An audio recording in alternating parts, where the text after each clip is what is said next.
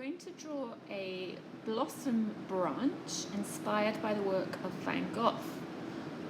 He drew blossom branches that are quite gnarly, so that means wood that's kind of a bit bitty and got knots in, isn't very smooth. So you can see here I started off drawing one long branch with two lines that run next to each other but are further apart at the bottom and closer together at the top. So add a few branches with a marker pen like this, and the way you do this when you're drawing a tree is you do your bigger branch first, and then the other branches come from that one long main branch, and then you can see here smaller branches come from those secondary branches. So you kind of go from the big branch to the smaller branches to the smaller branches still, and kind of build it up. And sometimes your branches might become two branches, and sometimes they might have little branches coming from the sides. Now I'm adding some curvy lines. If you look at Van Gogh's paintings, you'll see that he paints his colour on the branches in this curvy way, and actually makes your branch look more round.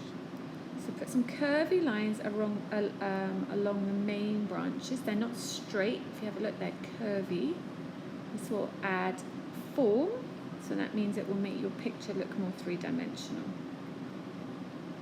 You can see I'm kind of sketching them. I'm not being really careful, but I'm trying to keep them inside the branch shape.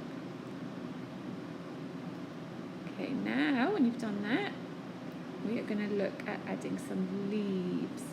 And with the Tetri, the leaves at the moment, before the Tetri has fully grown and while it's still blossoming, the leaves tend to be at the ends of each small branch. And they're quite long and pointy. So I'm just drawing at the end of my small branches 2 or 3 thin, longish shapes for leaves.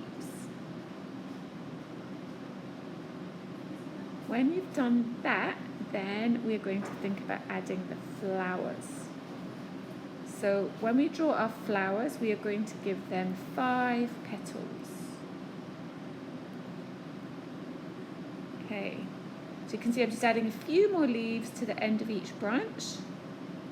And now I'm going to start with my petals. So I'm going to do a circle in the middle for the center of the flower, and then I'm going to draw 5 petals around. And just put your flowers next to the branches. You don't necessarily need to join them on. If you just draw it next to them, it will give you the illusion. That means it will look like the tet branch and the tet trees that we've got at school. So here you can see I'm quickly, speeded up now, drawing lots of flowers around my branches. As many as you want. Have a look. From time to time, look at your branch and think, have you got any big spaces? Is there any, do you need to add any more? And then we're going to colour. So brown for our branch. Again, I'm speeding up here. You could just use one colour of brown, or you could try the few different colours and blending it.